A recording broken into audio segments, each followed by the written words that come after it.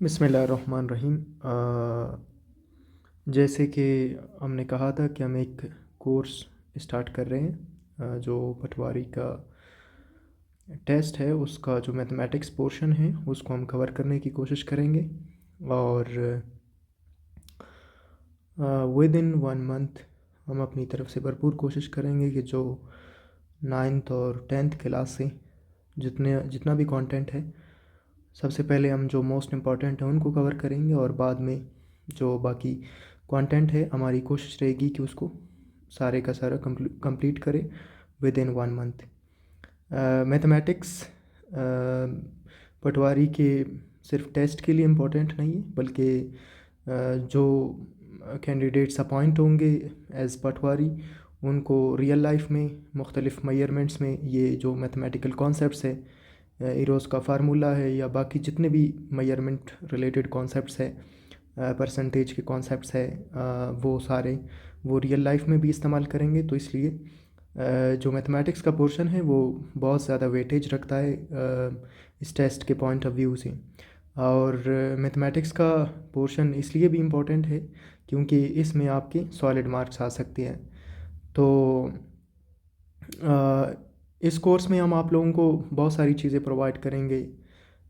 Online lectures zoom के through हम conduct करेंगे, जहाँ पर आप लोग क्वेश्चंस और आंसर्स कर सकते हैं और अपनी जो कॉन्सेप्ट्स हैं उनको मज़ीद क्लियर कर सकते हैं। जो चीज़ें क्लियर नहीं होंगे उनको उनसे रिलेटेड गाइडेंस ले सकते हैं। इसके अलावा हम आप लोगों को रिकॉर्डिंग लेक्चर्स प्रोवाइड करेंगे। जिस तरह अभी मैं एक लेक्चर रिकॉर्ड कर रहा हूँ, बाद में हम कोशिश करेंगे कि मज़ीद बेहतर रिकॉर्डेड लेक्चर्स आप लोगों को प्रोवाइड करें। जो कॉन्सेप्ट्स ऑनलाइन जूम के दौरान अगर रह गए तो उनको दोबारा रिकॉर्डेड लेक्चर्स में हम शामिल करेंगे ताकि कोई भी कॉन्सेप्ट बाकी ना रहे। और इसके अलावा हम आप लोगों के लिए क्विज़ वगैरह कंडक्ट करेंगे। आई मीन वीकली हम कोशिश करेंगे कि जितना हमने कंटेंट कवर किया है उसमें से हम क्विज़ तैयार करेंगे और आप लोगों से लेंगे और आप लोगों के साथ शेयर करेंगे। दौरान टीचिंग यानी ऑनलाइन जब हम जूम पर पढ़ा रहे होंगे तो वहाँ पर भी कुछ क्वेश्चंस हमेशा एमसीक्यूज़ रिलेटेड डिस्कस करेंगे ताकि आप लोगों को आइडिया हो जाए कि जो कंटेंट हम डिस्कस कर रहे हैं उससे क्वेश्चंस किस तरह के आ सकते हैं या पूछे जा सकते हैं। तो ये हमारे पास अच्छा, इसके अलावा हम हमारी कोशिश रहेगी कि जो प्रैक्टिस क्वेश्चंस है वो भी हम आप लोगों को प्रोवाइड करेंगे।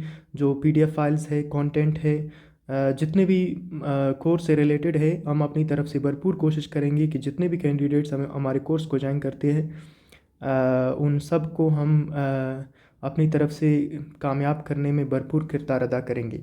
अच्छा, ये 2 दिन हमने लेक्चर्स डिस्कस किए थे और मैं इसका दोबारा जो रिकॉर्डिंग है उसको आप लोगों के लिए बना रहा हूँ।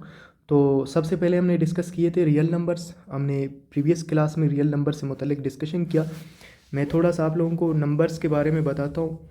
हमारे पास मुख्तलिफ़ सेट्स हैं नंबर्स के। जिस तरह हमारे पास है नेचुरल नंबर्स का सेट, ठीक है। जो नेचुरल नंबर्स का सेट है उसको कैपिटल एन से डिनोट करती है और नेचुरल नंबर्स हमारे पास 1 2 3 यानी ये 1 से स्टार्ट होने वाले जितने भी नंबर्स हैं इनको हम नेचुरल नंबर्स कहते हैं, ठीक है। और इनको काउंटिंग नंबर्स भी कहते हैं। फिर हमारे पास इनमें ज़ीरो नहीं है। अगर हम इनमें ज़ीरो को भी इंक्लूड कर दें तो इनको हम कहेंगे ओल नंबर्स, और ओल नंबर्स को हम डब्ल्यू से डिनोट करते हैं।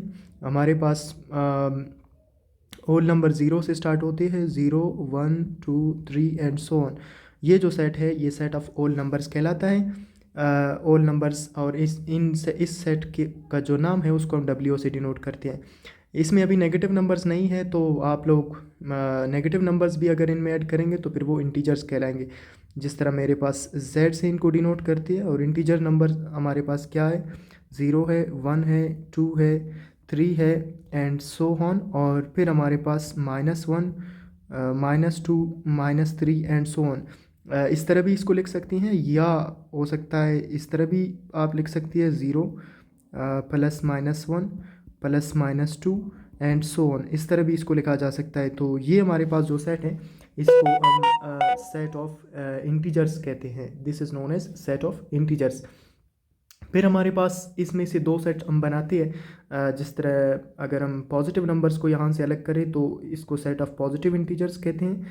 1 2 3 एंड सो ऑन, ये सेट ऑफ पॉजिटिव इंटीजर्स कहलाता है। अगर हम इन यहाँ से नेगेटिव नंबर्स को अलग करें तो ये हमारे पास जो सेट होगा यानी -1 -2 -3, ये जो सेट बनेगा नेगेटिव नंबर्स का, इसको हम सेट ऑफ नेगेटिव इंटीजर्स कहते हैं। अच्छा, इसके अलावा कुछ ऐसे नंबर्स हैं जिनको हम जो इंटीजर्स नहीं है, इंटीजर्स तो वो है जैसे 0 एक इंटीजर है, प्लस वाले जितने भी नंबर्स है वो इंटीजर्स है, और माइनस वाले जितने भी नंबर्स है वो इंटीजर्स है। लेकिन अगर कोई इस तरह का नंबर हो, फॉर एग्जांपल मैं यहाँ पर अगर डेसिमल नंबर लिखूँ 2.5 या 1.005 या मैं 1.333 एंड सो ऑन, या मेरे पास 2/3, इस तरह के जितने भी नंबर्स है वो इंटीजर्स नहीं है। अगर इंटीजर्स नहीं है तो फिर क्या है, ऐसे नंबर्स को फिर हम कहते हैं non integers. Means the numbers which are not integers are known as non integers. तो हमारे पास जो नंबर्स इंटीजर्स नहीं है उनको हम नॉन इंटीजर्स कहते हैं। तो अभी नेक्स्ट हमारे पास रैशनल नंबर्स कौन से नंबर्स होते हैं।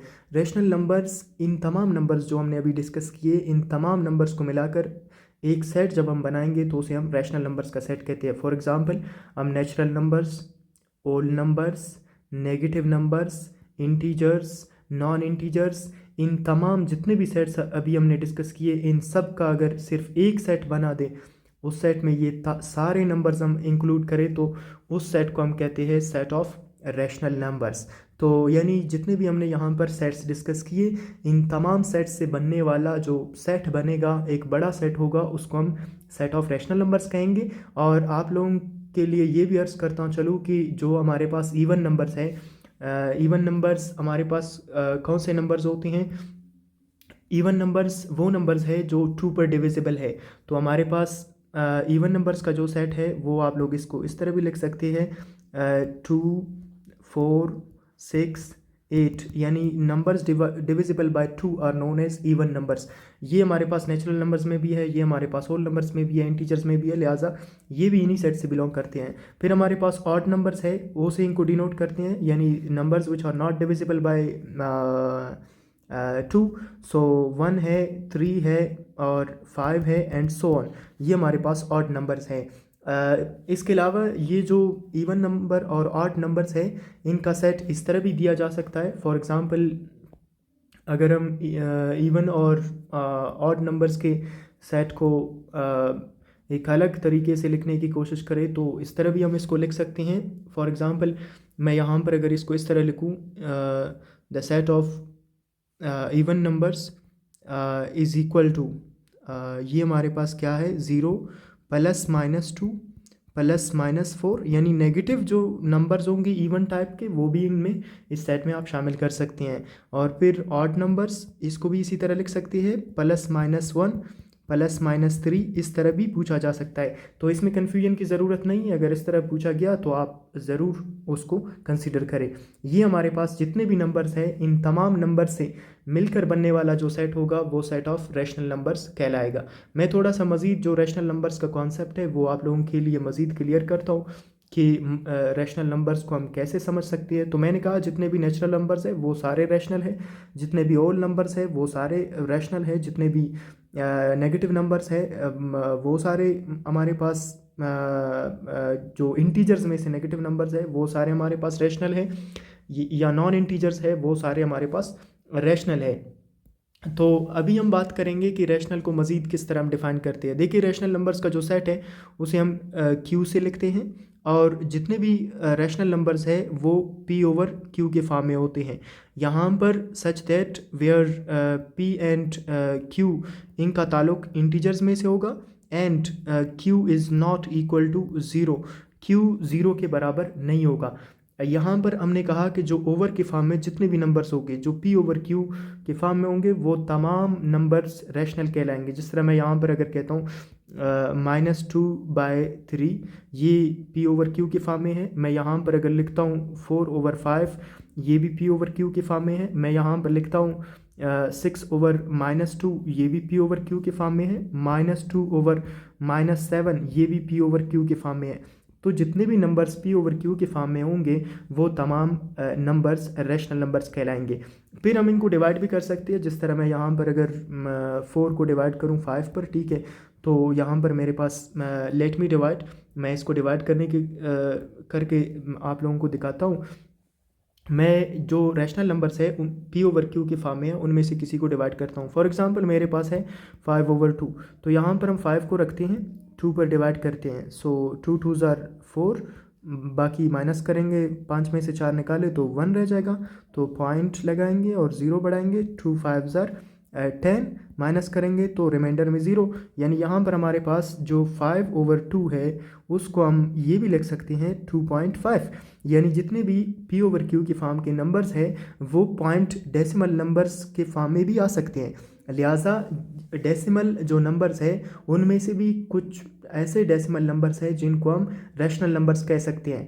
तो मैं आप लोगों को पहचान बताता हूँ कि किस तरह के डेसिमल नंबर्स को हम कह सकते हैं कि वो रैशनल है। तो खैर हम यहाँ पर आते हैं। मैंने यहाँ पर कुछ कॉन्सेप्ट्स मेंशन किए थे कि रैशनल नंबर्स किस तरह के नंबर्स को हम कहते हैं।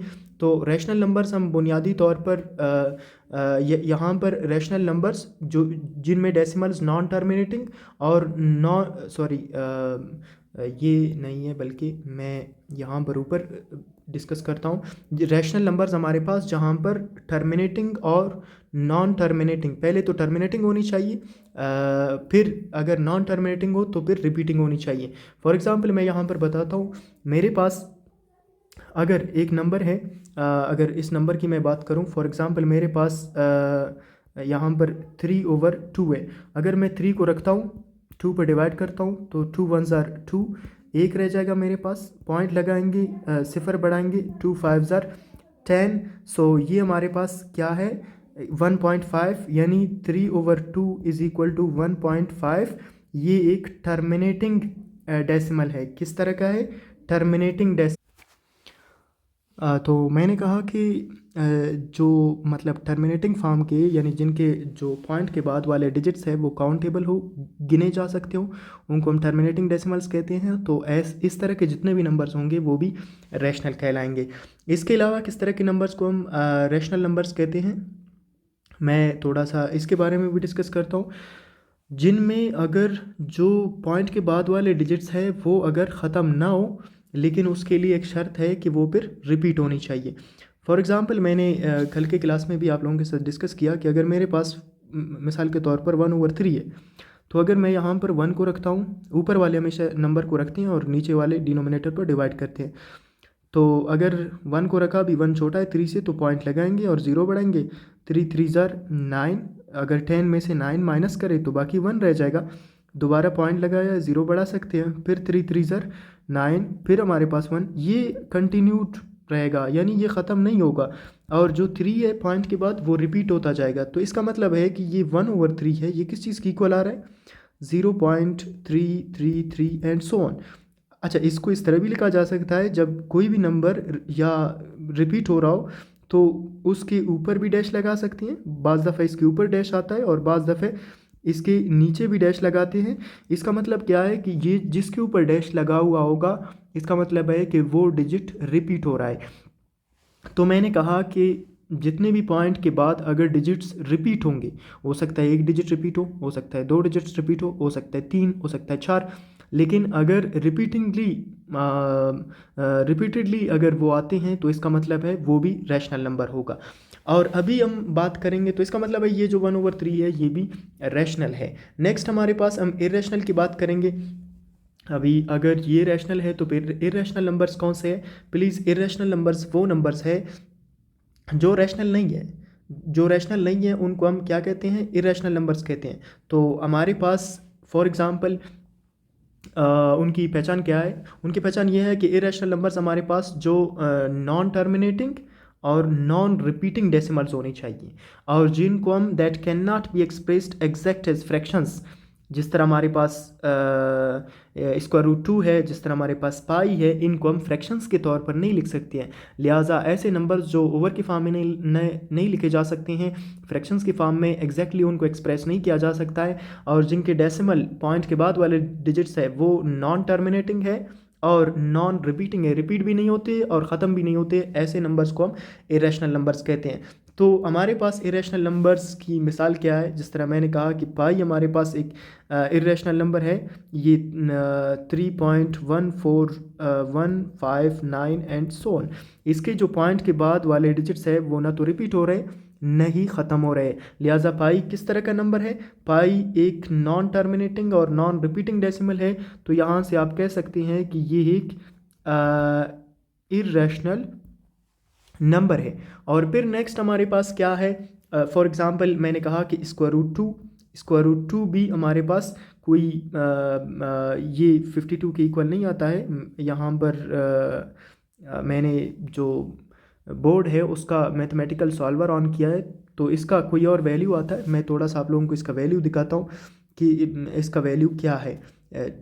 तो हमारे पास अभी हम फॉर एग्ज़ाम्पल कैलकुलेटर ऑन करते हैं और इसमें हम स्क्वायर रूट 2 पुट करते हैं। अभी देखिए 1.41421356, देखिए इसका जो आंसर है वो पॉइंट के बाद, अभी ये तो लिमिटेड वैल्यूज़ कैलकुलेटर ने कैलकुलेट किए हैं क्योंकि कैलकुलेटर की भी लिमिटेशंस है, लेकिन ये नॉन टर्मिनेटिंग और नॉन रिपीटिंग डेसिमल है। अगर इसके अलावा हम स्क्वायर रूट 3 की बात करें तो स्क्वायर रूट 3 हमारे पास क्या है 1.73, ये भी एक इरेशनल नंबर है।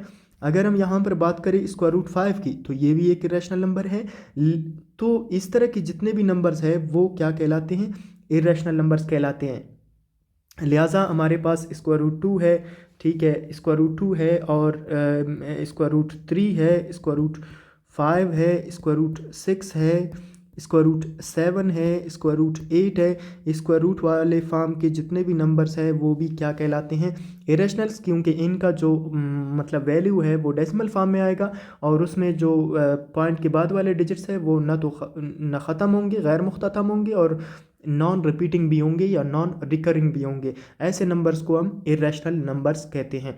तो ये हमारे पास रैशनल्स और इरेशनल्स का डिस्कशन हुआ, कल के क्लास में भी हमने ये डिस्कस किए थे। और फिर नेक्स्ट हमारे पास क्या है, अभी रियल नंबर्स कौन से नंबर्स को कहते हैं। तो जितने भी हमने नंबर्स अभी तक डिस्कस किए हैं, जो यहाँ पर मैंने डिस्कस किए रैशनल नंबर्स, यानी मैंने कहा था आप लोगों को कि ये जितने भी नेचुरल, ओल, इंटीजर्स, नेगेटिव, नॉन इंटीजर्स, इन सब को मिलाने से एक सेट अगर हम बनाए तो वो जो सेट कहलाएगा वो रैशनल नंबर्स का सेट होगा। और फिर हमारे पास हमने इरेशनल्स भी डिस्कस किए थे।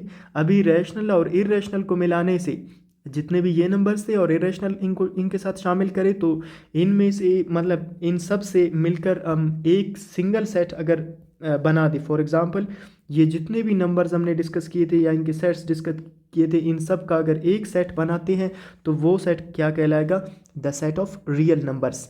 ये जो सेट है वो सेट ऑफ रियल नंबर्स कहलाएगा। लिहाजा हमारे पास रियल नंबर्स क्या है, real numbers, the set of real numbers is the union of rational numbers and irrational numbers. जो रियल नंबर्स है वो रैशनल और इरेशनल का यूनियन है। मिसाल के तौर पर आप कह सकते हैं कि the set of real numbers is equal to, rational numbers को मैंने कहा कि क्यू से डिनोट करते हैं, यूनियन को यू से डिनोट करते हैं, और जो इरेशनल नंबर्स है उनको क्यू डैश से डिनोट करते हैं। लिहाजा जो हमारे पास जो रियल नंबर्स है, यहाँ पर आर किस चीज़ को रिप्रेजेंट कर रहा है, रियल नंबर्स को रिप्रेजेंट करता है, और यहाँ पर क्यू किस चीज़ को डिनोट कर रहा है, ये हमारे पास रैशनल नंबर्स को शो करता है, और यहाँ पर ये जो क्यू डैश है ये इरेशनल को शो करता है। यानी इसका मतलब है इरेशनल नंबर्स, यानी रैशनल और इरेशनल को मिलाने से जो सेट बनेगा वो सेट रियल नंबर्स का सेट कहलाएगा। इसका मतलब है कि जितने भी रैशनल नंबर्स है, जितने भी इरेशनल नंबर्स है, वो तमाम मिलकर रियल नंबर्स का सेट बनाते हैं। तो एग्जांपल्स क्या है, मैं यहाँ पर मैंने डिस्कस किया था, for example real numbers include both the rational and irrational numbers. जितने भी रियल नंबर्स है वो रैशनल और इरेशनल से मिलकर बनते हैं। फॉर एग्जांपल हमारे पास 7 है, 7 एक रैशनल नंबर है, इसका मतलब है ये रियल नंबर है।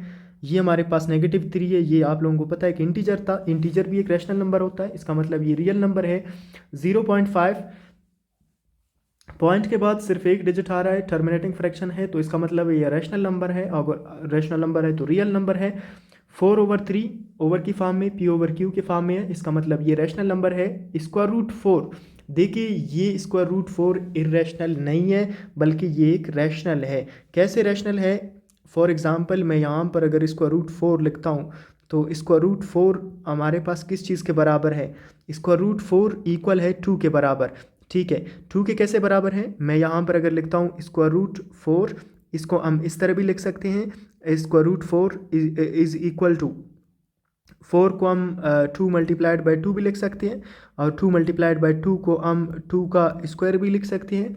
ठीक है, तो 2 का स्क्वायर 2 2 ज़र 4, इसको 4 भी लिख सकते हैं। लिहाजा हम यहाँ पर अगर 4 की जगह पर ये तो इस 4 इसको 2 स्क्वायर के बराबर है, तो यहाँ पर अगर 2 स्क्वायर रखेंगे तो स्क्वायर और स्क्वायर रूट कैंसिल करेंगे एक दूसरे को। लिहाजा जो स्क्वायर रूट 4 है वो 2 के इक्वल आ रहा है। यहाँ पर भी हमने मेंशन किया कि √4 इज इक्वल टू 2, और 2 फिर हमारे पास एक रैशनल नंबर है, लिहाजा √4 भी एक रैशनल नंबर है। इसी तरह हमारे पास ये परफेक्ट स्क्वायर्स है, और परफेक्ट स्क्वायर्स जितने भी है वो सारे क्या कहलाते हैं? वो सारे रैशनल कहलाते हैं। मैं यहाँ पर कुछ और एग्जांपल्स देता हूँ आप लोगों को। फॉर एग्जांपल हमारे पास √4 ये 2 के बराबर है। फॉर एग्जांपल हमारे पास √9 ये हमारे पास 3 के बराबर है। फॉर एग्ज़ाम्पल √16 ये 4 के बराबर है। और फिर हमारे पास ये 2 के बराबर, ये 3 के बराबर, ये 4 के बराबर आता है। फिर हमारे पास 25 5 5 25, सो ये 5 के बराबर है। लिहाजा इस तरह के जितने भी परफेक्ट स्क्वायर नंबर्स हैं इनका जो आंसर है वो एक रैशनल नंबर मिलता है। तो ये जो स्क्वायर रूट वाले हैं ये रैशनल कहलाएंगे। ठीक है, तो ये हमारे पास जहाँ पर 4 आ रहा है या 9 आ रहा है, ये दोनों रैशनल नंबर्स हैं, और अगर रैशनल है तो रियल है। फिर हमारे पास कौन से नंबर्स हैं?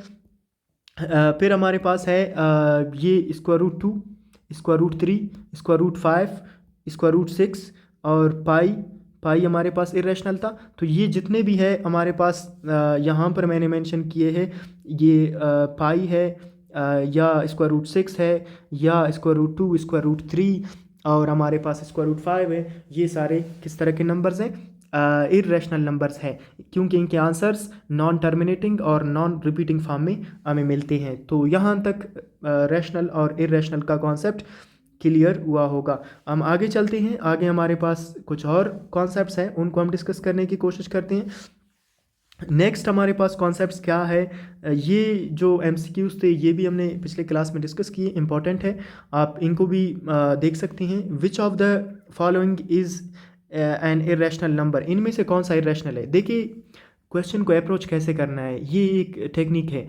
हमेशा सबसे पहले राइट आंसर को चूज़ ना करें, बल्कि आप जो आंसर्स ट्रू नहीं है, इनकरेक्ट है, सबसे पहले उनको अलग करें। क्योंकि जब आप उनको अलग करेंगे तो आपके पास जो सही आंसर है उस तक पहुंचने की ज़्यादा चांसेस होंगे। तो यहाँ पर हमें इरेशनल ढूंढना है, लेकिन इसका मतलब है हम सबसे पहले इनसे जो इरेशनल नहीं है उनको अलग करते हैं। तो ये एक बहुत अच्छा अप्रोच है। इस तरह अगर आप अप्रोच करेंगे जो क्वेश्चंस हैं तो आप लोगों के लिए बेहतर रहेगा। तो यहाँ पर डिस्कस करते हैं। सबसे पहले हमारे पास जो ए ऑप्शन है वो √4 है। क्या ये एक इरेशनल नंबर है? ऊपर हमने अभी डिस्कस किया ये एक परफेक्ट स्क्वायर है। मैंने कहा था कि फॉर एग्जाम्पल √4 किस चीज़ के बराबर आता है? ये 2 के बराबर आता है। तो 2 के अगर बराबर आता है तो इसका मतलब है कि ये एक रैशनल नंबर है, इट इज़ नॉट इरेशनल। सो यहाँ से हमें मालूम हुआ कि ये आंसर तो सही नहीं है क्योंकि इरेशनल नहीं है। फिर हमारे पास 0.5, तो 0.5 किस चीज़ के बराबर है? देखिए अभी पॉइंट के बाद एक डिजिट आ रहा है जो कि काउंटेबल है या टर्मिनेटिंग फ्रैक्शन है या टर्मिनेटिंग डेसिमल है, तो ये भी क्या कहलाएगा? ये भी एक रैशनल नंबर होगा। तो इसका मतलब है कि ये भी रैशनल हुआ, ये भी रैशनल हुआ, तो ये दोनों तो रैशनल हुए। सो ये दोनों हमारे सही आंसर्स नहीं है। और फिर हम अगर डी की तरफ आते हैं, डी यहाँ पर ये है जो कि 2/3 के फॉर्म में है। तो 2/3 के फॉर्म में जो नंबर हुआ वो इसका मतलब है p/q के फॉर्म में है, और p/q के फॉर्म में जो नंबर्स होते हैं उनको तो हम इरेशनल नहीं कह सकते, लिहाजा ये भी आंसर सही नहीं है। अभी देखिए मैंने पहले गलत आंसर्स निकाले, तो मेरे पास बाकी क्या रहता है? √2, जो कि हमारे पास एक सही आंसर है। कौन सा?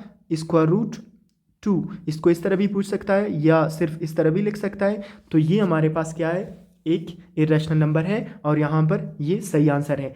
नेक्स्ट हम आगे की तरफ आते हैं। आगे हमारे पास क्या है? The sum of rational and irrational number.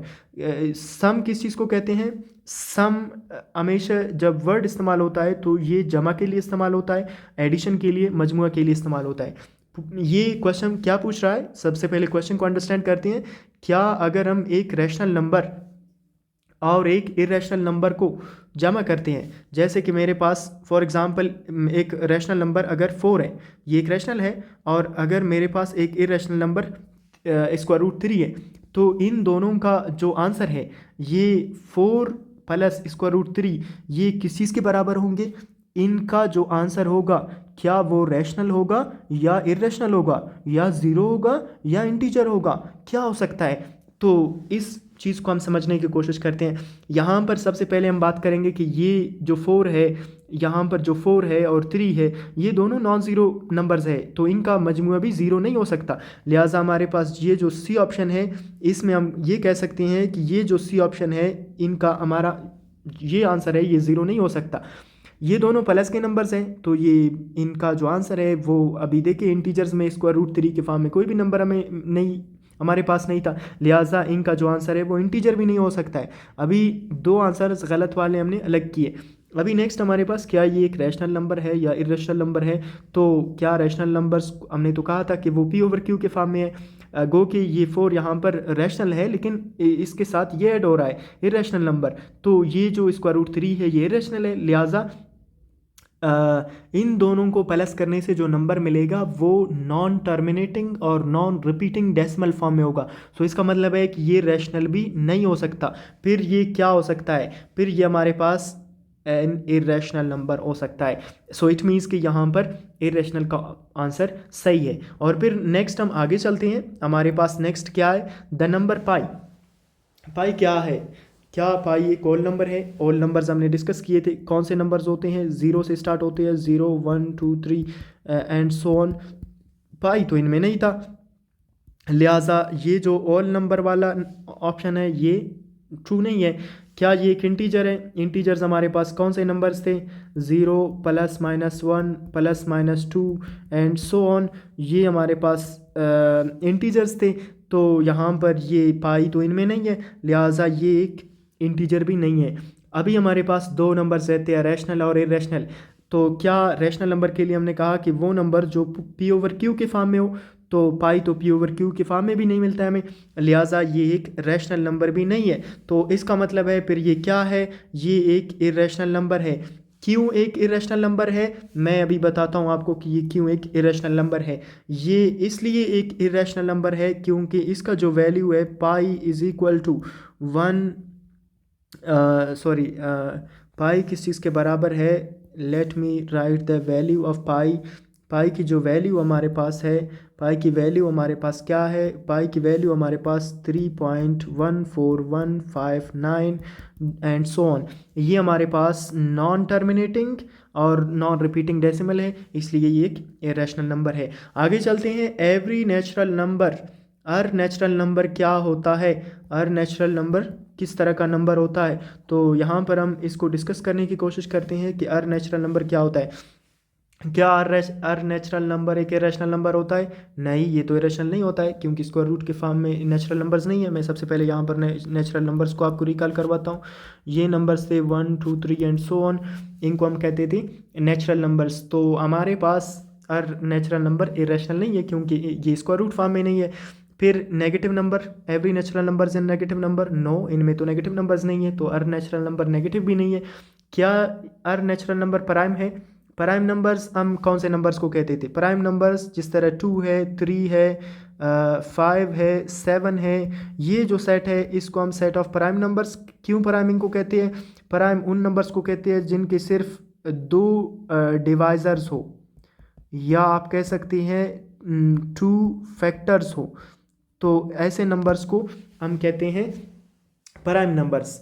तो ये तो हमारे पास अभी देखिए 1 प्राइम नंबर्स में नहीं है, 4 प्राइम नंबर्स में नहीं है, यहाँ से नेचुरल नंबर्स में 4 भी है लेकिन वो प्राइम नंबर नहीं है, 8 भी है लेकिन प्राइम नंबर नहीं है। तो इसका मतलब है कि every natural number is not a prime number. So ये आंसर भी गलत है। आई होप सो कि आप समझ चुके होंगे यहाँ तक कि फिर ये किस तरह का नंबर है। तो खैर हम उसकी तरफ आते हैं कि every natural number is all number. कैसे एक ऑल नंबर है? ये जो ऑप्शन है ये ट्रू ऑप्शन है। कैसे ऑल नंबर है? मैंने कहा था कि ऑल नंबर्स कौन से होते हैं? जो ज़ीरो से स्टार्ट होते हैं, 0 1 2 3 एंड सो ऑन। अभी देखिए 1 2 3 एंड सो ऑन, ये सारे नेचुरल नंबर्स ऑल नंबर्स में शामिल है सिवाय ज़ीरो के। तो इसका मतलब है every natural number is also हा ऑल नंबर। लेकिन आप इसका उलट, कन्वर्स ट्रू नहीं है, इसका उलट नहीं कह सकते। आप ऐसे नहीं कह सकते कि every all number is a natural number, क्योंकि ज़ीरो एक ऑल नंबर है लेकिन नेचुरल नंबर नहीं है। लेकिन आप इस तरह कह सकते हैं कि every natural number is a whole number. ठीक है, तो ये हमारे पास डिस्कशन हुआ। और फिर the set of real numbers is union of, जो सेट ऑफ रियल नंबर्स है वो कौन से सेट्स का यूनियन है? ऊपर मैंने डिस्कस किया था, आप लोगों को याद होगा। मैंने क्या कहा कि जो सेट ऑफ रियल नंबर्स है वो किस चीज़ के बराबर है? क्यू यूनियन क्यू डैश के बराबर है। आई थिंक अगर ये क्लियर है तो यहाँ पर आप इसको चूज़ कर सकते हैं। बाकी आपके पास फॉर एग्ज़ाम्पल नेचुरल नंबर्स और ऑल नंबर्स, इनको मिलाने से हमारे पास क्या जो रियल नंबर्स का सेट है वो बनेगा? नो। और फिर इंटीजर्स और फ्रैक्शंस, इनको मिलाने से ये भी नहीं बनता है। प्राइम नंबर्स और कंपोजिट नंबर्स, कंपोजिट नंबर्स वो है जिनके दो से ज़्यादा फैक्टर्स है, प्राइम नंबर्स वो है जिनके सिर्फ दो फैक्टर्स है, तो इनसे भी नहीं बनेगा। फिर किन से बनेगा? रैशनल और इर्रेशनल के यूनियन से। जो हमारे पास रैशनल और इर्रेशनल है, इनके यूनियन से बनने वाला जो सेट है वो रियल नंबर्स कहलाएगा। तो आई होप सो इस तरह के क्वेश्चंस आपके एग्जाम में पूछे जा सकते हैं। खैर, हम आगे चलते हैं। हमने पिछले क्लास में प्रॉपर्टीज़ डिस्कस नहीं किए थे, हम थोड़ा सा मज़ीद कैरी करते हैं। जो पॉइंट्स रह गए हम उनको रिकॉर्डेड लेक्चर्स में आपको प्रोवाइड कर सकते हैं। तो हमारे पास नेक्स्ट है properties of real numbers. Real numbers के प्रॉपर्टीज़ या ख़ासियतें क्या है, इनसे रिलेटेड कुछ खासियतें हैं, वो क्या बताता है? सबसे पहला है हमारे पास क्लोजर प्रॉपर्टी। क्लोजर प्रॉपर्टी हमें ये बताता है कि any two real numbers always produce an other real number. हम इसको किस लिहाज से चेक करेंगे? एडिशन और ज़्यादातर मल्टीप्लिकेशन के लिहाज से हम इसको चेक करेंगे। फॉर एग्जांपल मेरे पास दो रियल नंबर हो, मैं कोई भी दो रियल नंबर ले लूँ। फॉर एग्जांपल मेरे पास 2 एक रियल नंबर है और मेरे पास खैर मैं यहाँ पर सबसे पहले ये आप सबको बताऊँ कि हम सबसे पहले किस लिहाज से डिस्कस करेंगे। तो प्लीज़ रिमेंबर, हम एडिशन के लिहाज से डिस्कस करते हैं। तो एडिशन क्या है? जमा के लिहाज से। क्या हम दो रियल नंबर्स को ले लें, उनको जमा करें, क्या उनका मजमू एक रियल नंबर आता है या नहीं आता है? फॉर एग्ज़ाम्पल मैं यहाँ पर लेता हूँ 2 और फिर जमा करता हूँ 5 के साथ। ये दो रियल नंबर्स है, अगर हम इनको जमा करेंगे तो इनका मजमूआ, ये भी एक रियल नंबर है, ये भी एक रियल नंबर है। फिर हमारे पास 7 आएगा जो कि एक और रियल नंबर है। लिहाजा यहाँ पर इसका मतलब है हम कोई भी दो रियल नंबर्स ले लें, उनका आंसर भी हमेशा रियल नंबर मिलेगा। अगर इस तरह होता है तो हम कहते हैं कि क्लोजर प्रॉपर्टी होल्ड करती है। Yes, it is closed. ठीक है, it is the set of real numbers is closed. क्या, किस चीज़ के लिहाज से? Closed with respect to addition, जमा के लिहाज से। यानी आप रियल नंबर्स का सेट तो एक ऐसा सेट है जिसमें बेशुमार नंबर्स है। अगर आप उन रियल नंबर्स में से कोई भी दो, चाहे वो रैशनल हो या इर्रेशनल हो, कोई भी दो को ले लें, उनको जमा करें तो आपके पास अगेन एक रियल नंबर आएगा। ये जो प्रॉपर्टी है, खासियत है, इसको हम कहते हैं क्लोजर प्रॉपर्टी। लिहाजा जो रियल नंबर्स का सेट है वो with respect to addition closed है। नेक्स्ट हमारे पास क्या है?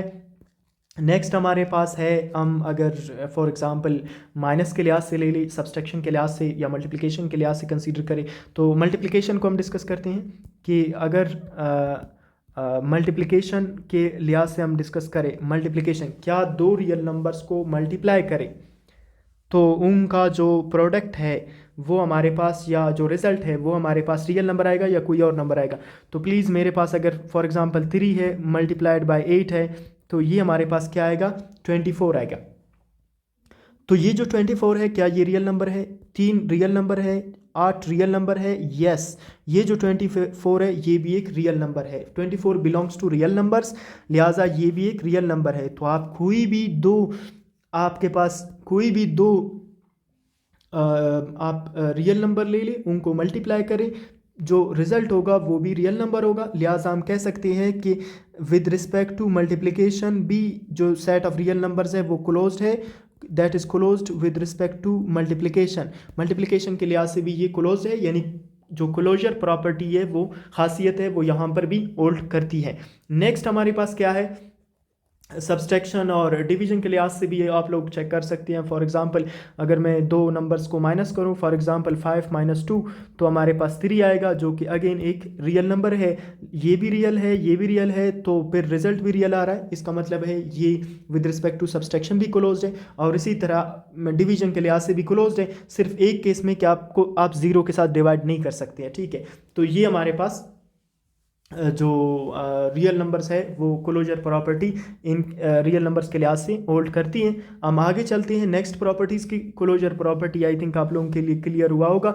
नेक्स्ट है हमारे पास कम्यूटेटिव प्रॉपर्टी। इसको हम कम्यूटेटिव लॉ भी कहते हैं या कम्यूटेटिविटी भी कहते हैं। तो कम्यूटेटिव प्रॉपर्टी हमें क्या कहती है कि the order of numbers doesn't matter in addition and in multiplication. Addition और मल्टीप्लिकेशन में जो ऑर्डर ऑफ नंबर्स है वो मैटर नहीं करती हैं। किस तरह मैटर नहीं करती है? मिसाल के तौर पर यहाँ पर हमने लिया है 3 + 5, 3 + 5, इनको प्लस करें आपकी मर्ज़ी, या 5 को पहले लेके और फिर आप 3 को लिखें, तो 3 और 5 को जमा करेंगे 8 आएगा, और 5 और 3 को जमा करेंगे 8 आएगा। तो ये दोनों एक दूसरे के इक्वल है। इसका मतलब है कि इनके जगह को चेंज करने से जो आंसर है उस पर फ़र्क नहीं पड़ रहा है, तरतीब है उसको चेंज करने से इनके आंसर पर फ़र्क नहीं पड़ रहा है एडिशन के दौरान। तो इसका मतलब है कि ये कम्यूटेटिव प्रॉपर्टी होल्ड करती हैं। हमेशा आप कोई भी दो नंबर, सिर्फ 3 और 5 की बात नहीं है, आप अगर कोई और नंबर्स ले ले, फॉर एग्जांपल 8 + 9 = 9 + 8, आपके पास ये जो 8 और 9 है ये दोनों रियल नंबर्स हैं, इनको आप जमा करेंगे तो ये 17 आएगा, और अगर इन दोनों को जमा करेंगे तो ये भी 17 आएगा। ये यहाँ पर भी इक्वल, आप कोई भी दो नंबर्स ले लें हमेशा इनका आंसर दोनों साइड इक्वल आएगा। तो कम्यूटेटिव प्रॉपर्टी है या कम्यूटेटिव लॉ है वो रियल नंबर्स के लिहाज से होल्ड करती है। नेक्स्ट मल्टीप्लिकेशन के लिहाज से अगर हम चेक करें तो मल्टीप्लिकेशन के लिहाज से हमारे पास क्या आएगा? मल्टीप्लिकेशन के लिहाज से हमारे पास for example a into B is equal to B into A. ये तो जनरलाइज्ड फॉर्म है कि a अगर कोई नंबर है, b कोई नंबर है, तो हमेशा वो इक्वल होगा b इंटू ए के। इसकी मिसाल आप यहाँ से ले सकते हैं 4 × 2 इज़ इक्वल टू 2 × 4। अभी देखिए 4 2 ज़ार किस चीज़ की इक्वल आता है? 8 के। इसका मतलब है 4 को 2 दफ़े 2 बार ऐड करें तो 8 आता है, और 2 को 4 टाइम्स ऐड करें तो भी 8 आता है। तो ये हमारे पास अगेन इक्वल आ रहा है। इसका मतलब है मल्टीप्लिकेशन के केस में भी जो हमारे पास कम्यूटेटिव लॉ है वो होल्ड करती हैं। हम आगे चलते हैं, क्या सब्सट्रैक्शन के लिहाज से जो कम्यूटेटिव लॉ है वो होल्ड करती है या नहीं करती है? देखिए सब्सट्रैक्शन को हम अगर डिस्कस करें, सब्सट्रैक्शन जो हमारे पास माइनस है, क्या माइनस के लिहाज से भी आंसर ऐसे ही होगा? तो हम रियल नंबर्स की बात कर रहे हैं, खैर रियल नंबर्स की बात हम डिस्कस कर सकते हैं। For example 2 - 3 = 3 - 2। अभी देखिए 2 - 3 ये -1 के बराबर आएगा, और 3 - 2 ये 1 के बराबर। ऐसे तो नहीं हो सकता कि -1 1 के बराबर हो।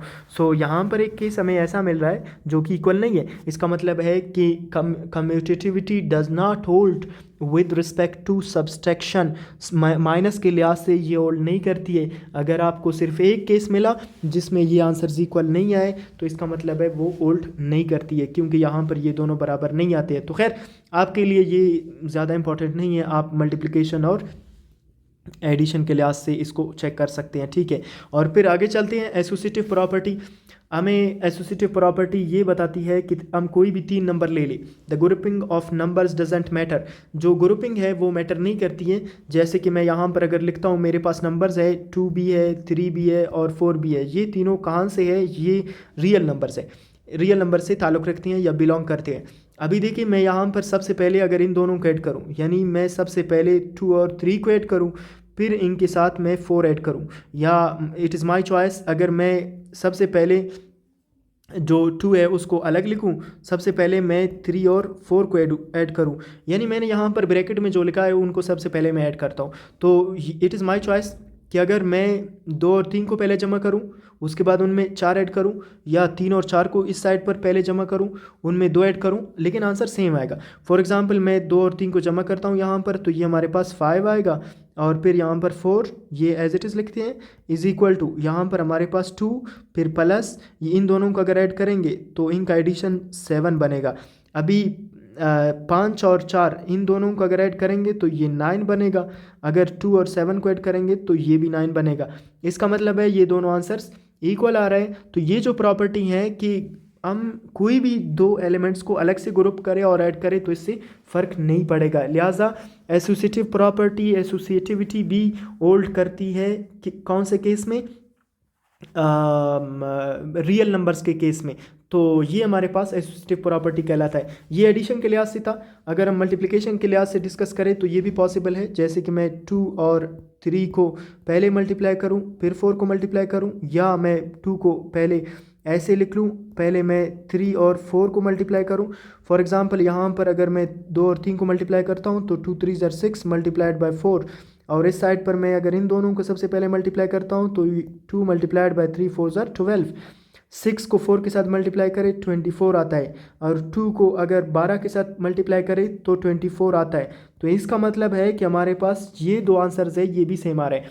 इट मीन्स कि मल्टीप्लिकेशन के लिहाज से भी एसोसिएटिव प्रॉपर्टी होल्ड करती है और एडिशन के लिहाज से भी एसोसिएटिव प्रॉपर्टी होल्ड करती है। आई होप सो कि एसोसिएटिव प्रॉपर्टी ये भी क्लियर हुआ होगा। आप कोई भी 3 नंबर ले लें, ये जो तरीका है मल्टीप्लिकेशन के लिहाज से और एडिशन के लिहाज से अप्लाई करें तो हमेशा आंसर दोनों साइड सेम आएगा। ठीक है, नेक्स्ट है हमारे पास डिस्ट्रीब्यूटिव प्रॉपर्टी।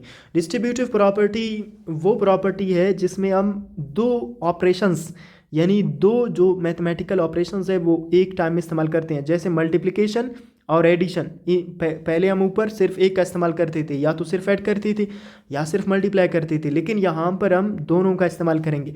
तो इनका इस्तेमाल कैसे करते हैं? फॉर एग्जांपल मेरे पास अगर एक नंबर है 3 मल्टीप्लाइड बाय 4 प्लस 2, एक साइड तो ये है, और फिर आप इसको किस तरह लिख सकते हैं? देखिए यहाँ पर हम कोशिश करेंगे कि हम इसको थोड़ा सा सॉल्व करने की कोशिश करते हैं।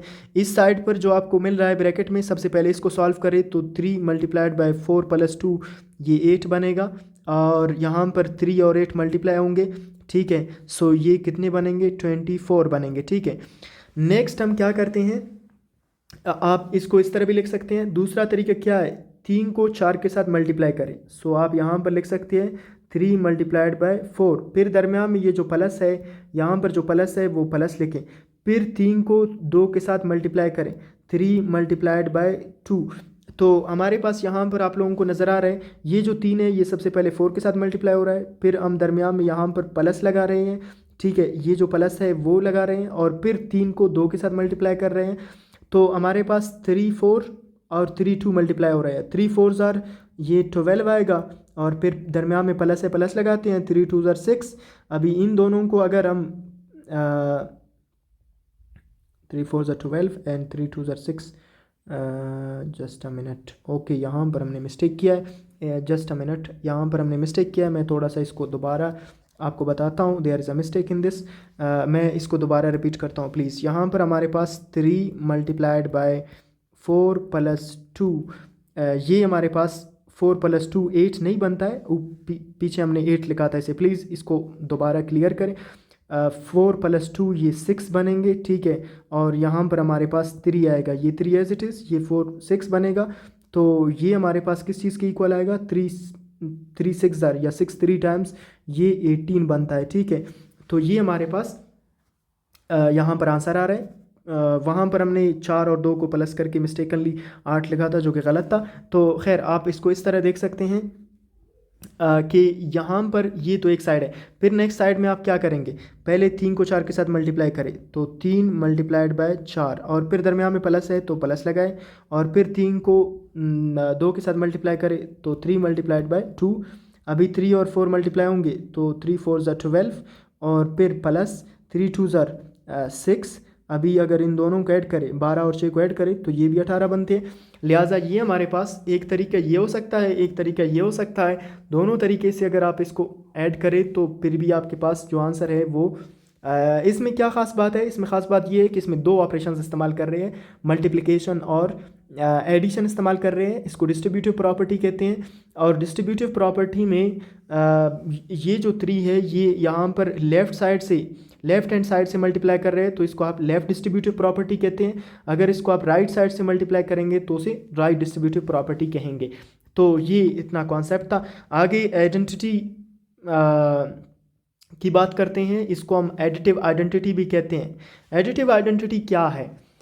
एडिटिव आइडेंटिटी एक ऐसा नंबर है जिसको जिसको ऐड करने से या एडिटिव प्रॉपर्टी है तो, या एडिटिव आइडेंटिटी है तो इसमें आप क्या कह सकते हैं कि जो आप इसको एडिटिव आइडेंटिटी कह सकते हैं, एडिटिव प्रॉपर्टी कह सकती है, आइडेंटिटी प्रॉपर्टी कह सकती है, इट इज़ योर चॉइस।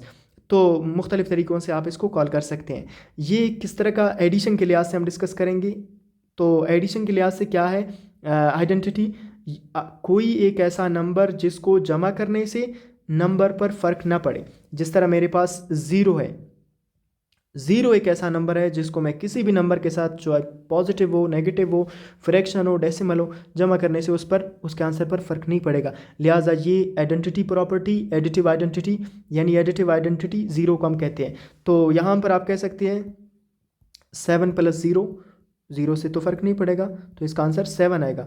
मैं यहाँ पर 2.5 + 0 = 2.5, और फिर मेरे पास है 1/2 + 0 = 1/2।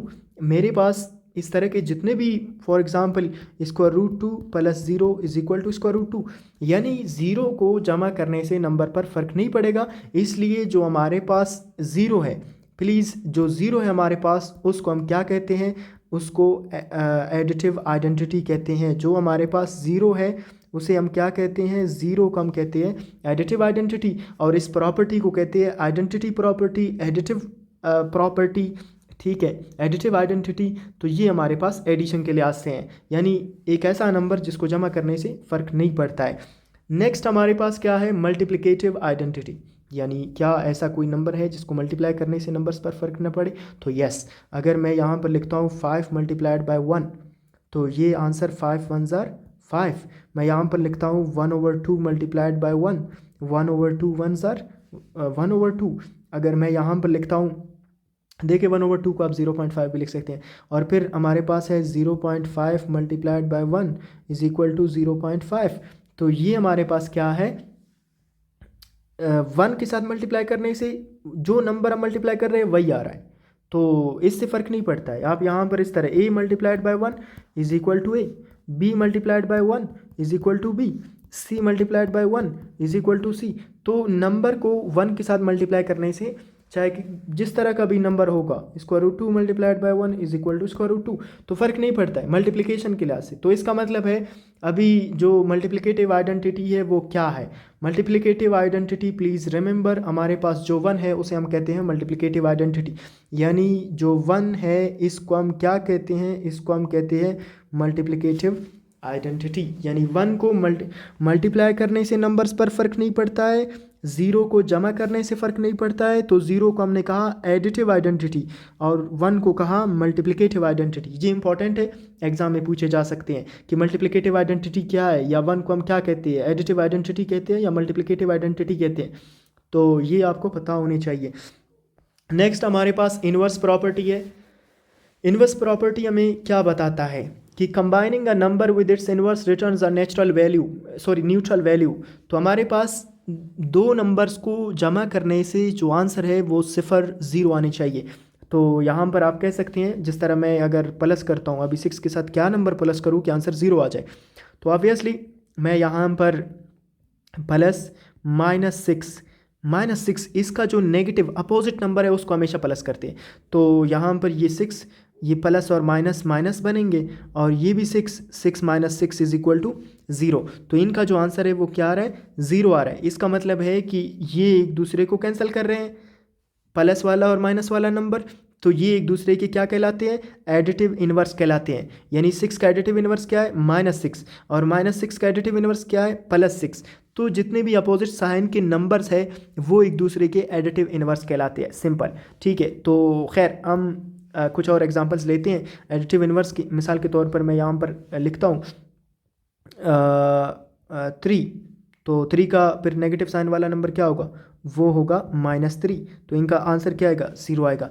अगर मैं यहाँ पर लिखता हूँ -1/2, तो इसका जो पॉजिटिव नंबर क्या होगा, +1/2। ये दोनों प्लस और माइनस कैंसिल करेंगे एक दूसरे को, तो हमारे पास आंसर 0 आ जाएगा। इसका मतलब है 3 का एडिटिव इनवर्स क्या है, -3 है। -3 का क्या है, +3 है। -1/2 का क्या है, +1/2। +1/2 का एडिटिव इनवर्स क्या है, -1/2। तो अपोजिट जो साइन वाला नंबर है वो इसका एडिटिव इनवर्स कहलाता है। और इन दोनों को अगर जमा करेंगे तो हमारे पास आंसर न्यूट्रल वैल्यू आएगा। न्यूट्रल वैल्यू हम ज़ीरो को कहते हैं प्लीज़, यानी आंसर 0 आएगा। और 0 के ऊपर हमने एडिटिव आइडेंटिटी भी कहा, या आप कह सकती है कि एडिटिव आइडेंटिटी आंसर मिलेगा हमें। तो ये एक दूसरे के एडिटिव इन्वर्सेस है, यानी अगर प्लस का नंबर हुआ उसी के साथ माइनस लगाएंगे तो वो उसका नेगेटिव एडिटिव इन्वर्स बनेगा। अगर माइनस का नंबर हुआ तो उसके साथ प्लस वाला नंबर ऐड करेंगे, वही नंबर को चेंज नहीं करना है, सिर्फ उसके साइन को चेंज करना है, उससे आपके पास एडिटिव इन्वर्स मिलेगा आपको। नेक्स्ट आगे चलती है मल्टीप्लिकेटिव इन्वर्स का। ये थोड़ा सा स्टूडेंट्स के लिए कंफ्यूजिंग है। मल्टीप्लिकेटिव इन्वर्स क्या है, देखिए मेरे पास 2 है। अभी 2 के साथ मैं ऐसा कौन सा नंबर मल्टीप्लाई करूं कि मेरे पास आंसर 1 आ जाए। अगर एक ऐसा नंबर जिसको 2 के साथ मल्टीप्लाई करने से मेरे पास आंसर 1 आता है, वो इसका मल्टीप्लिकेटिव इन्वर्स कहलाता है। तो यहाँ पर देखिए, मैं अगर यहाँ पर लिखता हूँ मैं 3/2 को मल्टीप्लाई करूँ इसके साथ, तो 2 के साथ कैंसिल होगा, क्रॉस में, फिर हमारे पास 3 आएगा। देखिए 3 आया, 1 नहीं आया। तो इसका मतलब क्या है, इसका मतलब है कि ये इसका मल्टीप्लिकेटिव इन्वर्स नहीं है। This is not the multiplicative inverse of 2। फिर क्या है, हम इसको समझने की कोशिश करते हैं। फॉर एग्ज़ाम्पल मैं अगर यहाँ पर लिखता हूँ 2, अभी इसको मल्टीप्लाई करता हूँ 1/2 के साथ, तो यहाँ पर 2 और 2 कैंसिल होंगे, तो 1 रह जाएगा। 1 को आप यहाँ पर, अभी देखिए यहाँ पर 1 आ रहा है, तो इसका मतलब क्या है कि इन दोनों को, 2 को और 1/2 को मल्टीप्लाई करने से आंसर क्या मिल रहा है हमें, 1 मिल रहा है। तो इसका मतलब क्या है कि ये जो 2 है इसका मल्टीप्लिकेटिव, ये जो 2 है इसका मल्टीप्लिकेटिव इन्वर्स, ये जो 2 है इसका मल्टीप्लिकेटिव इन्वर्स हमारे साथ क्या है, 2 का हमारे साथ जो मल्टीप्लिकेटिव इन्वर्स, यानी ये दोनों एक दूसरे के अभी मल्टीप्लिकेटिव इन्वर्सेस कहलाएंगे। मैं दोबारा आपको इसको बस समझाता हूँ। 2 × 1/2, ये दोनों नंबर्स एक दूसरे के मल्टीप्लिकेटिव इन्वर्स है। क्यों, क्योंकि इनका जो रिजल्ट है वो 1 आता है, ठीक है। क्योंकि 2 के साथ कैंसिल होगा, क्रॉस में है, ये कैंसिल होंगे, तो फिर हमारे पास 1 रह जाएगा, तो आंसर 1 आ रहा है। इसका मतलब हमने ऊपर कहा था कि एक ऐसा नंबर जो इसके साथ मल्टीप्लाई करेंगे आंसर 1 दे, तो उसको हम मल्टीप्लिकेटिव, तो 2 का मल्टीप्लिकेटिव इन्वर्स क्या है, 2 का मल्टीप्लिकेटिव इन्वर्स 1/2 है। और फिर 1/2 का मल्टीप्लिकेटिव इन्वर्स क्या है, 2 है। क्योंकि अगर हम 1/2 को ले लें तो इसके साथ अगर 2 मल्टीप्लाई करें तब जाके 1 आएगा, तो इसका मतलब है कि 1/2 का मल्टीप्लिकेटिव इन्वर्स 2 है, और 2 का मल्टीप्लिकेटिव इन्वर्स हमारे पास 1/2 है। नेक्स्ट हमारे पास हम कुछ और एग्जांपल्स लेते हैं। जिस तरह मेरे पास अगर इस तरह का कोई क्वेश्चन हुआ, अभी 1/a का क्या है, तो इसको अगर a के साथ मल्टीप्लाई करें तो a के साथ कैंसिल हो जाएगा, फिर 1 आ जाएगा। तो 1/a का मल्टीप्लिकेटिव इन्वर्स a है, और a का मल्टीप्लिकेटिव इन्वर्स 1/a है। नेक्स्ट हमारे पास क्या है, अगर हम इस तरह के और भी क्वेश्चंस ले लें, फॉर एग्जांपल मेरे पास अगर इस तरह का नंबर है 2/5, तो इसका मल्टीप्लिकेटिव इन्वर्स क्या है, प्लीज़ इसका मल्टीप्लिकेटिव इसका उलट है, इसको उल्टा करें।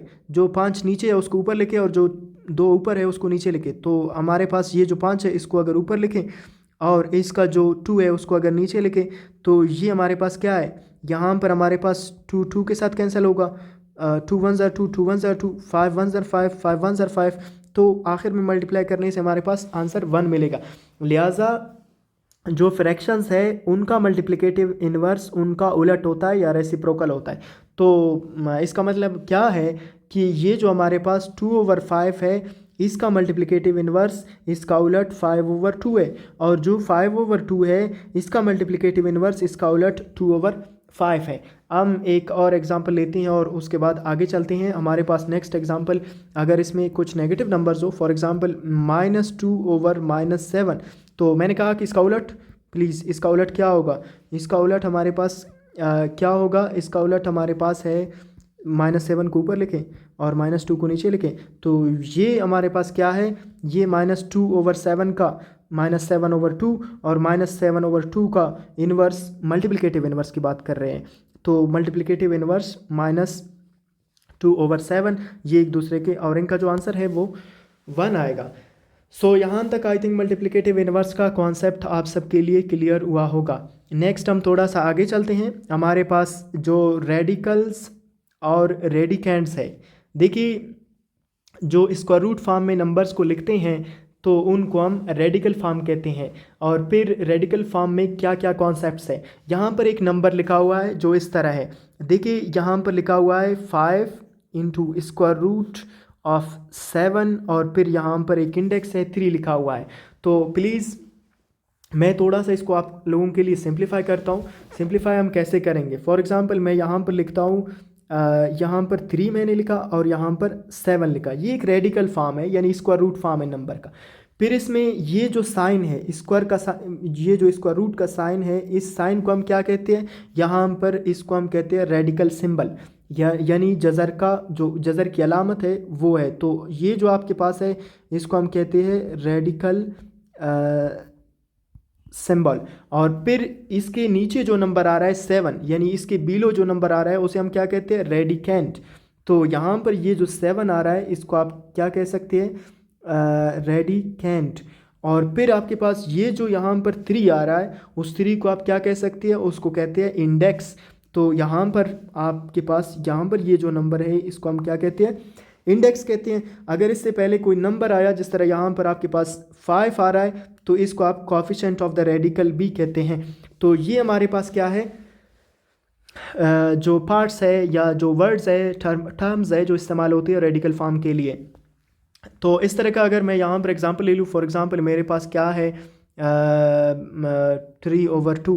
अभी यहाँ पर क्वेश्चन ये अगर पूछ लूँ मिसाल के तौर पर, यहाँ पर 5 है, यहाँ पर क्वेश्चन ये पूछा जा सकता है कि भाई इसका रेडिकेंट क्या है। तो मैंने कहा कि स्क्वायर रूट के नीचे जो नंबर आएगा वो क्या कहलाएगा, रेडिकेंट कहलाएगा। तो आप इसको कह सकते हैं कि ये क्या है, रेडिकेंट है। फिर जो हमारे पास इंडेक्स है वो क्या है, इंडेक्स हमारे पास यहाँ पर 5 है, इसको आप कह सकते हैं कि this is the index of this number. तो ये इसका क्या है, इंडेक्स है। इसी तरह हमारे पास फॉर एग्ज़ाम्पल मैं यहाँ पर लिखता हूँ 15 इंटू स्क्वायर रूट, ठीक है, और यहाँ पर एक्स स्क्वायर वाई की पावर 3 और यहाँ पर मेरे पास है 3। तो यहाँ पर क्वेश्चन ये पूछा जा सकता है कि भाई इसमें कोफिशिएंट क्या है, कोफिशिएंट ऑफ रेडिकल। तो 15 क्या है, ऊपर हमने बताया था कि जो इससे पहले आता है, जो रेडिकल से पहले आता है उसको हम क्या कहते हैं, कोफिशिएंट कहते हैं। यहाँ पर मेंशन है कोफिशिएंट ऑफ द रेडिकल, जो स्क्वायर रूट से पहले वाला नंबर आता है उसे कहते हैं, रेड कलर में आप लोगों को नज़र आ रहा है। तो यहाँ पर ये जो पहला नंबर है, ये जो 15 है, ये क्या है, कोफिशिएंट है।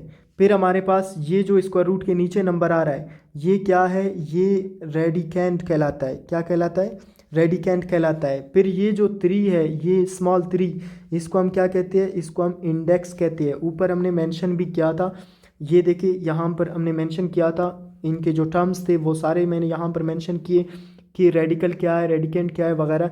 तो ये जो 5 यहाँ पर आ रहा है ये कोफिशिएंट ऑफ द रेडिकल कहलाता है। ये जो 3 यहाँ पर आ रहा है ये इंडेक्स कहलाता है। ये जो हमारे पास सिंबल है ये रेडिकल सिंबल कहलाता है। ये जो स्क्वायर रूट के नीचे जो नंबर यहाँ पर आ रहा है इसको हम रेडिकेंट कहते हैं। एक क्वेश्चन ये भी आ सकता है कि सर अगर यहाँ पर ये जो 3 है, अगर यहाँ पर कोई भी नंबर नहीं लिखा हुआ हो तो फिर इंडेक्स क्या होता है, प्लीज़ ये समझने की कोशिश करें। अगर मिसाल के तौर पर मेरे पास यहाँ पर स्क्वायर रूट 2 लिखा है तो इसका ये तो 2 है, ये क्या कहलाएगा, ये रेडिकेंट कहलाएगा। लेकिन यहाँ पर नहीं है, जब ना हो तो इसका मतलब है यहाँ पर 2 है, ठीक है।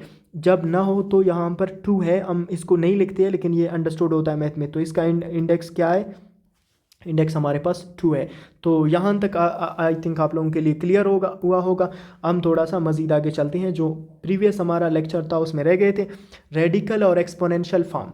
यानी ये दोनों जो फॉर्म्स है, एक होता है रेडिकल फॉर्म यानी जज़र का फॉर्म, जज़र की शक्ल में स्क्वायर रूट के फॉर्म में नंबर्स को लिखना।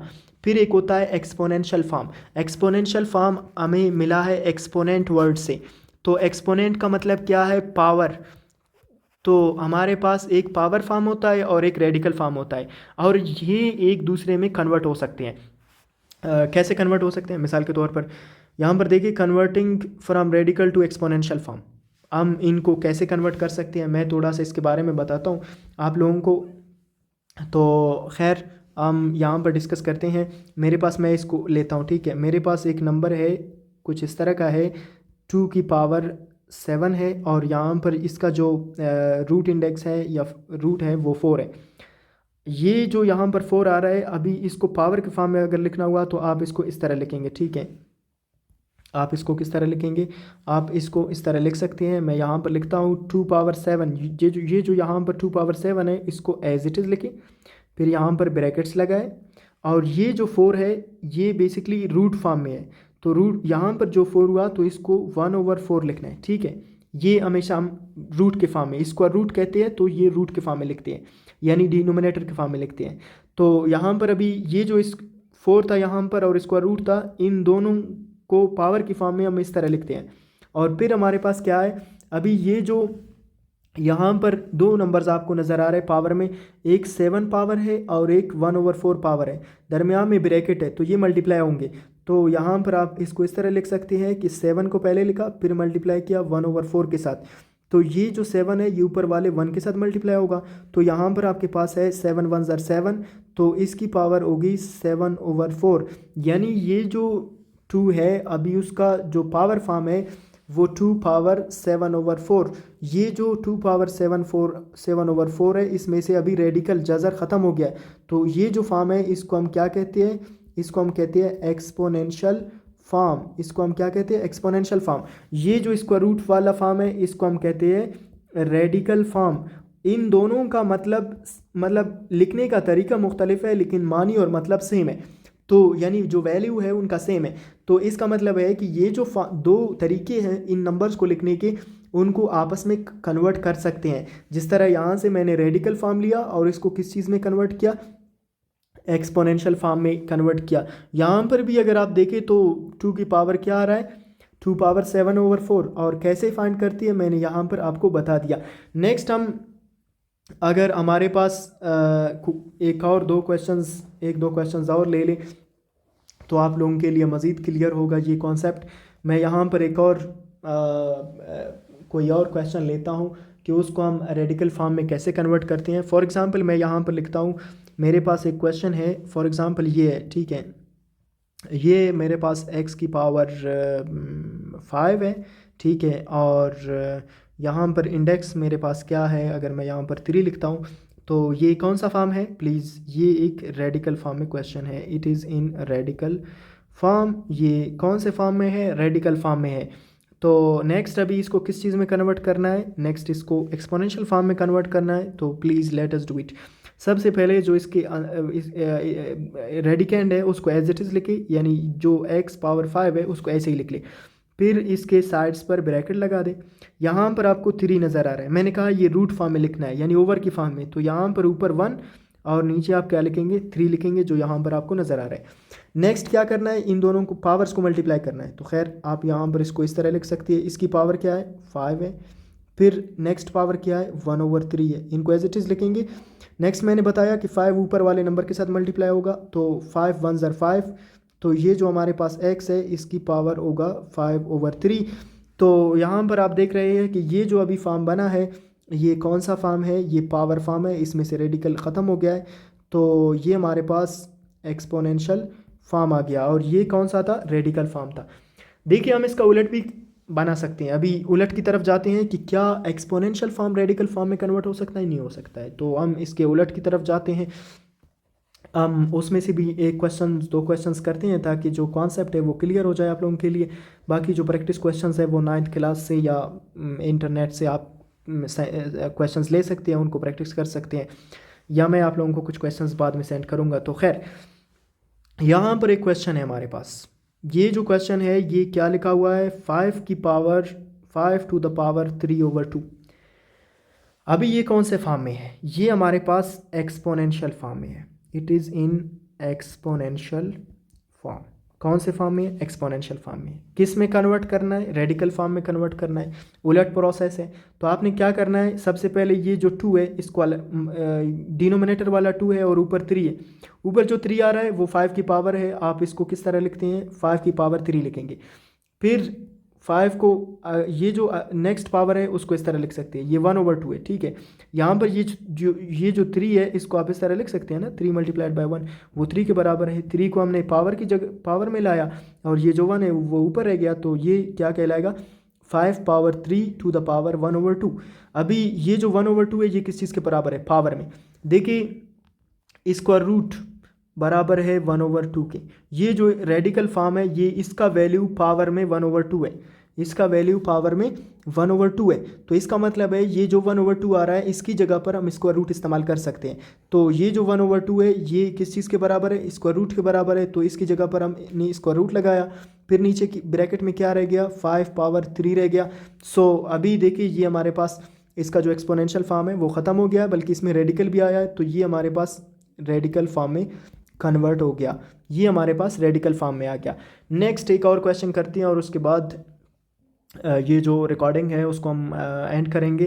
तो खैर नेक्स्ट हमारे पास अगर हम इस तरह का कोई और क्वेश्चन लेते हैं तो उसको हम कैसे सॉल्व करते हैं। ठीक है, मेरे पास अगर कोई और एक्सपोनेंशियल फॉर्म है, फॉर एग्ज़ाम्पल मैं यहाँ पर लिखता हूँ x⁴ x² y² और फिर इसकी जो पावर है उसको अगर मैं लिखता हूँ 3/7। अगर इस तरह का कोई क्वेश्चन है, ये भी एक्सपोनेंशियल फॉर्म में, कौन से फॉर्म में है, it is in exponential form. ये एक एक्सपोनेंशियल फॉर्म का है और इसे कन्वर्ट किस चीज़ में करना है, रेडिकल फॉर्म में, यानी स्क्वायर रूट के फॉर्म में कन्वर्ट करना है। तो हम क्या करते हैं, देखिए सबसे पहले ये जो 7 है ओवर की फॉर्म में इसको अलग करते हैं। तो यहाँ पर मैं ब्रैकेट में ये जो चीज़ें लिखे हुए हैं यानी x² y², इसकी पावर यहाँ पे ये जो 3 है ये लिखता हूँ और फिर मैं एक और पावर लगाता हूँ इसके ऊपर। वो पावर क्या होगा, वो पावर 1/7 होगा। ये जो 1/7 है वो कहाँ से आता है, देखिए ये जो 3/7 है, 3/7 है, इसको हम इस तरह भी लिख सकते हैं। मैं यहाँ पर 3 लिखूँ और मल्टीप्लाई करूँ 1/7 के साथ। तो यहाँ पर आप देख सकते हैं 3 1 के साथ मल्टीप्लाई हुआ, 3 1 ज़र 3 आएगा और फिर 7। तो इसका मतलब है ये जो 3/7 है उसको ऐसे लिख सकते हैं। अभी देखिए यहाँ पर 3 जो आ रहा है 3 वो हमने यहाँ पर लिखा है और जो 1/7 है वो यहाँ पर लिखा है, तो इससे फ़र्क नहीं पड़ता है, ये मल्टीप्लाई होंगे। तो ये 1/7 अभी किस चीज़ के बराबर है, मैं थोड़ा सा इसके बारे में आप लोगों को बताता हूँ। ये जो 1/7 है उसको अगर हम मज़ीद लिखने की कोशिश करें तो हम कैसे लिखते हैं, देखिए यहाँ पर आप इसको इस तरह भी लिख सकते हैं x² y², इसकी पावर क्या है 3 है और ये 7th रूट है। यहाँ पर अगर आप लोग देखिए यहाँ पर 4 आ रहा था तो डिनोमिनेटर में 4 आ रहा था। तो अगर इसी तरह जो हमारे पास ये क्वेश्चन है इसको लिखने की कोशिश करेंगे तो हमारे पास ये जो डिनोमिनेटर में 7 है वो इंडेक्स में आएगा। तो यहाँ पर अगर स्क्वायर रूट लगाएंगे तो इंडेक्स में हमारे पास 7 आएगा, लिहाजा यहाँ पर हमारे पास ये कुछ इस तरह से बनेगा, इंडेक्स इसका 7 होगा और फिर यहाँ पर x² y² to the power क्या आएगा 3 आएगा। ये हमारे पास कौन सा फॉर्म है, ये हमारे पास इसका रेडिकल फॉर्म है। तो यहाँ तक आई थिंक कॉन्सेप्ट्स क्लियर होंगे और इसी तरह या इससे बेहतर तरीके से जो मज़ीद लेक्चर रिकॉर्डिंग्स है वो हम आप लोगों को साथ साथ शेयर करते रहेंगे। हमारे साथ जुड़िए, हम आपको इंशाल्लाह इस टेस्ट में कामयाब करने के लिए अपनी तरफ से भरपूर कोशिश करेंगे। अल्लाह हाफिज़।